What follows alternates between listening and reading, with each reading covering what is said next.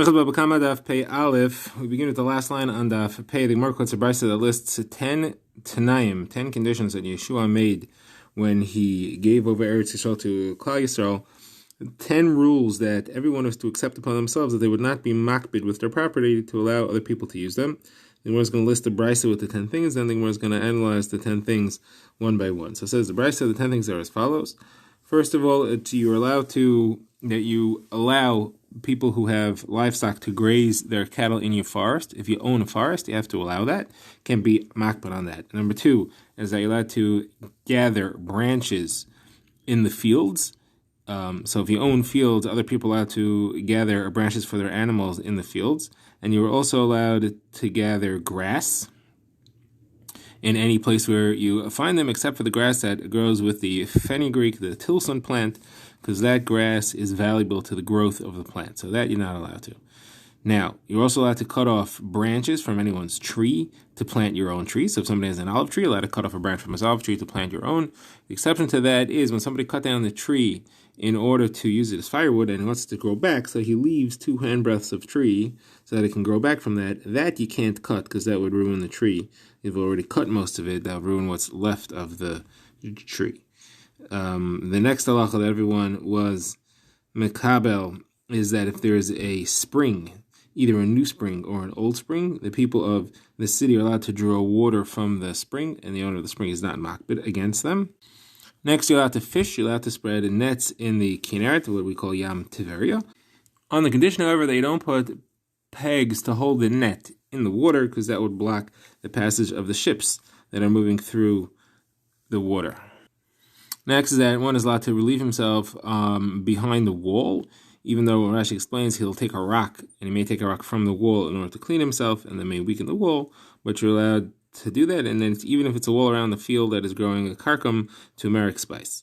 Now, you're also allowed to walk through a public field as a shortcut during the season when it's not growing. That's from when you harvest until the second rainfall, which falls on the 17th of Cheshvan, and the plants actually start to grow for the next season. Then if you're walking in it, you'll ruin it, but until then, you're allowed to walk there. You're allowed to take a shortcut. You're also allowed to walk on the sides of the Shus Harabim. That's you're allowed to walk on the border of the fields, because in the summertime, the mud there dries in hard shapes from the footprints of the people who walked there when it was soft during the winter. Next halacha is that somebody gets lost in the vineyard is allowed to break branches on his way in and around trying to find his way. And the last halacha is that a meis mitzvah, somebody who dies on the road, he's kind of the place where he's lying, and he's allowed to be buried there, and the owner of the land is not going to prevent it. The Gemara now begins analyzing these 10 halachas one by one. So first of all, the first one was that one is allowed to graze his animals in someone else's forest. It says a papa that's only a small animal in a big forest with big trees, that is, but not a small animal in a small forest with small trees, and not a big animal in a big forest with big trees, and certainly not a big animal in a forest with small trees. Those will all ruin them.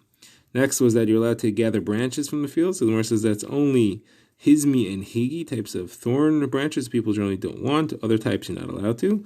More conditions on this halacha is that it has to be that they're still connected to the ground, and not that the owner worked hard to disconnect, to pull out, that he wanted to use for himself. Even if it's connected, it has to be that it's moist, still fresh, but dried ones he plans to use himself for a firewood, and he's not allowed to uproot after them.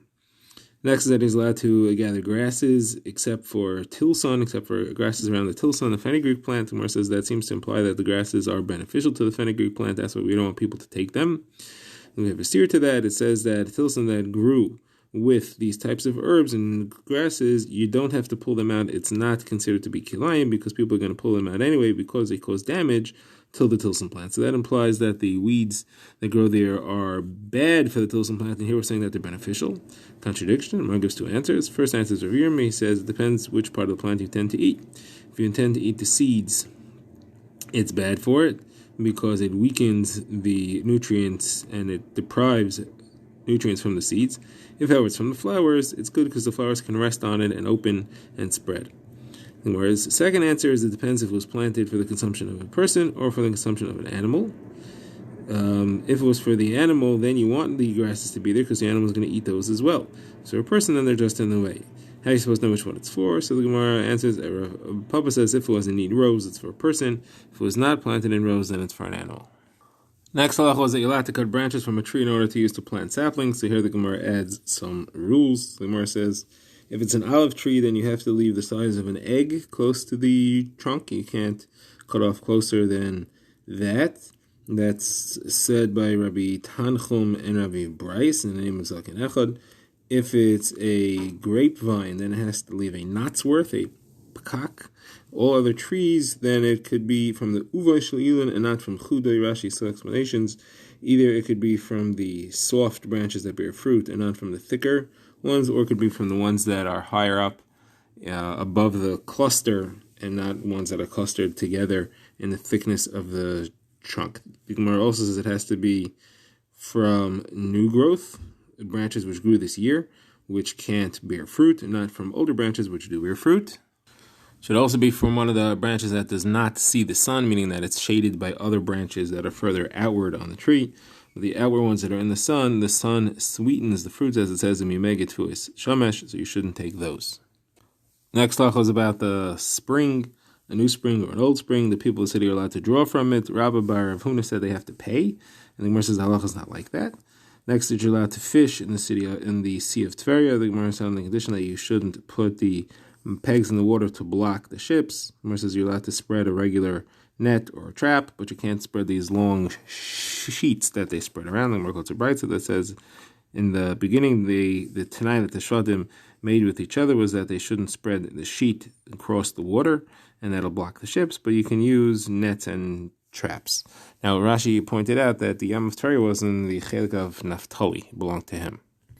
Here, the Gemara brings a brayta that the brayta says that the Yam of Tari was in the Chelik of Naphtali, and he also had an additional path wide enough to drag nets in the land toward the rest of his land so that he could bring the nets to and from the sea. As the pasuk says, Yom v'dorim Yerusha, he inherits the Yam, and south of it a little bit. The brayta Rishon ben Elazar says, if you had detached things, so branches, it means in the mountains, it's owned by all the Shvatim equally. If you have, however, attached ones, then it belongs to the Shevet that owns that land. As it continues and says that every Shevet had land of all the four features. It had mountain, it had valley, it had plain, and it had Negev, it had dry land. Like it says, Pnu usu lechem uvayu har ha'amori. Hashem told them to come to travel to Eretz Yisrael, to the land of the Amori, Kol Shechinov, and all of its neighbors, all of the other Canaanite nations there. So it had all these features in all of those nations, and they each were going to get a part of that. It's the same thing you find by the Canaanim and the Prizim and Amorim that were before them. Like it says, Kol Shechinov, you see that all the neighbors had the same features in the land. Now, next halacha we had said was that you can relieve oneself behind the wall, so even if it's full of a karkum field, Rav Yaakov says it's referring to taking a rock from the wall. Rav Chisda says even on Shabbos you're allowed to. Mazush Chasida took and he put it back to the wall, and he said to his servant, cemented in place, that the wall should still be strong and fixed well. Of course, that was only during the week, not on Shabbos. The Gemara now moves on to the next item on the list, which was that you're allowed to walk through people's fields until the second rainfall of Yud Zayin Cheshvan falls. Rav Papa said in our fields, even just the dew that falls overnight puts the field in a situation where somebody who walks on in the morning is going to ruin the field, and therefore the implication is that would not be allowed. Next halach was that you're allowed to walk on the sides of the Rosh Hashanah during the summertime when it's dried and there's peaks and valleys because of all the dried mud. It's hard to walk. So the Gemara brings an incident. Shmuel and Yehuda were walking together on the road, and Shmuel went to walk on the side of the Rosh Hashanah. According to this halacha, so Rav Yehuda said the conditions that Yeshua made were in Bavel as well. The implication of the Bryce is that it was only in Eretz Yisrael. And we're here in Bavel. He said, yes, I say even in Chos Haaretz, not only in Eretz Yisrael, not only in Bavel, but even further than that, even Chos Haaretz, the same halacha applies. Another instance where it brings that Rebbe and Rav Chia were walking together, traveling on the road, and they went on the side of the Rosh Hashanah in the fields. And in front of them was walking Rav Yehuda ben Kenusa, and he was being makbid to walk on the Rosh Hashanah, and he was jumping from hill to hill in the dried mud there. He's being moiser nefesh not to walk on the side in Rosh Hashanah. So Rebbe said to Reb Chia that this seems like Yuhara. Who is this in front of us? He said that is acting as if he's greater than us. So Chia said his name is Yehuda ben Kenusa, and he is a Talmud of mine. And you should know that all his actions are all L'Shem Shemayim. So when they caught up with him, he saw who he was, and he said, if you wouldn't be Yehuda ben Kenusa, this is Rebbe speaking, if you wouldn't be Yehuda ben Kenusa, I would have put you in Chayrim for this kind of behavior. Next Tanai that we saw was that if somebody's lost between the vineyards, he's allowed to break his way through the trees. He's allowed to break the branches to try to find the way out. And more quotes, a Bryce brings a similar halacha. It says that somebody who sees someone else lost between the trees, so the one who's on the outside could break the branches to go get to him and to bring him out. And then the Bryce continues and says, and he himself, who's lost between the trees, is also allowed to do the same thing. He's allowed to break the branches to get in or out until he reaches the city of the road. So the Gemara says, what is the chiddush that even he himself? Why would I think not? So the Gemara says, because the one who's on the outside knows how to get to the road. So if he'll break the branches, it'll be for a specific purpose, knowing which way to go. The guy himself who's lost in the vineyard is just blundering around. You may think there's no reason for him to be breaking the branches. He doesn't know where he's headed anyway. He should just walk along the edge of the fence if he could find it. Now, the Gemara asks that this sounds like it's a takana that Yeshua made, but it's a deraisa. We have a brisa that says, how do you know that it's a mitzvah to save someone, to return the body to him? So the brisa says, it's learned that of Hashavas Aved, that says, V'hashevoisa, you should return it to him. You could read it as you should return him. You should return him to himself. You should save him from whatever is making him be lost, as it were. So why are we saying here that it's a takana if it's a deraisa? My answer is that the Raisa would just say that you could take him along the edges of the field, that you could actually break through the vines in the vineyards. That was what the takana was. The next and final takana on the list of Yeshua's rules that everyone had to accept was that a Meis Mitzvah is clean his place, and that he should be nikbar right there where he was found. And there's a contradiction to that. The Raisa that says if he was found on a road, you should move him either to the left side of the road or the right side of the road. Where specifically? So if the field on one side was unplowed and the field on the other side was plowed, put him to the plain field, the unplowed field. And if one was plowed and one was planted, put it in the plowed field and not in the planted field.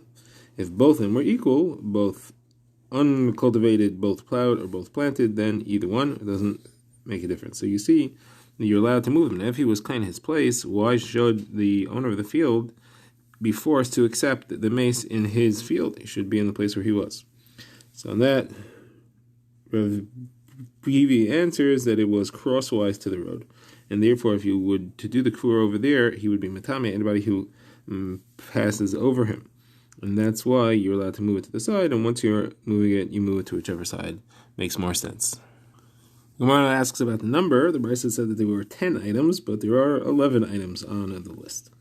So what's going on? So the Gemara explains that one of them is really not a takana of Yeshua. It was really comes from Shlomo HaMelech. It's on the list of things which must be kept by the owner, so it fits into the list, but it was really not from Yeshua. It's really from Shlomo HaMelech. Which one is that? That's the rule that you're allowed to pass across people's fields when there's nothing growing there and they can't prevent it. The Gemara brings the source for that.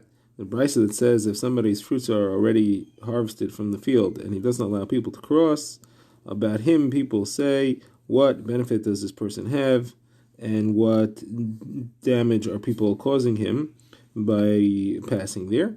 And about him the pasuk says, Mihiyos tov al tikri ra, from doing good don't be evil. And that is Shlomo HaMelech who's saying that he shouldn't do things like that. So the Gemara asks, such a pasuk doesn't exist.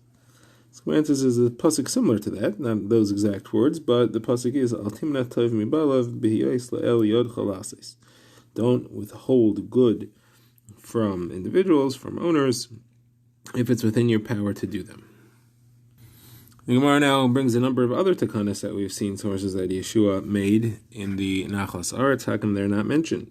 The first brings one of Rabbi Yehuda. The brisa of Rabbi Yehuda says that at a time when people remove the zeva, the fertilizer, from their homes and things that can be decomposed and be a fertilizer, he's allowed to leave it in Rishus Rabim, as long as that's the level that the street is on. He's not ruining the street.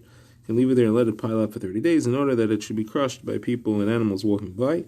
That helps it in its decomposition process. And the reason you're allowed to do that is because it is a Tanai that Yeshua made, and who is Manchal Eretz Yisrael to Klal Yisrael. Another thing is Brisa Rabbi Shmuel Bonei Shel Rabbi Yechanan ben Breika, who said that it's a Tanai Vezdin, that if somebody's beehive moves into someone else's field and takes roost in his tree, he's allowed to cut the branch of the tree off and bring it back to his own yard, because otherwise there's no way to get them back. Another thing is that if two people are walking, one's carrying wine, one's carrying honey, they crash into each other, and the honey jug breaks, the guy can pour out his wine and save the honey, which is much more valuable, and the owner of the honey has to pay him for the wine that he spilled. Similar halacha as if two camels or chaverim or donkeys are walking, one's carrying flax, one's carrying wood, and the donkey carrying the flax dies, the other guy can unload his wood, leave them, and give him the donkey, because the flax is more valuable, and he has to pay him for the value of the wood that he lost. So why aren't all these things? And about that, it also says that it's Almanas Cain Yeshua was Manchal Eretz Yisrael. So aren't these things mentioned in the Brisa? So the Gemara says all these things are not brought by the Rabbanon, these are just a Das Yachid, and we didn't want to list things that were mentioned by a Das Yachid. The Gemara has one final question. There's an Amira of Avin, quoting of Yechanan, who said another halacha in the name of Yeshua being Manchel the Aretz. And here you have a problem, because the Brisa said there are only 10, and Amira can't add another one that doesn't have a source. And that takana was that if somebody's tree is on the border of his friend's field or leans over into his friend's field, then he can bring Bikurim and say the Parsha, even though it's in the other person's land, because Almanas Cain Yeshua is Manchil, but again, the Kasha is that's not on the list. So the Gemara says that it's a Machlekes, and the Tana that says that there were 10 is Rabbi Yeshua ben Levi. Rabbi Gvia of Ksil said specifically in the Mishnah, Rabbi Tancha and Rabbi Bryce said the name of Zakin Echad, who is Rabbi Yeshua ben Levi, that there were 10. So this is specifically the list of Rabbi Yeshua ben Levi, but Rabbi Yechanan could argue on him.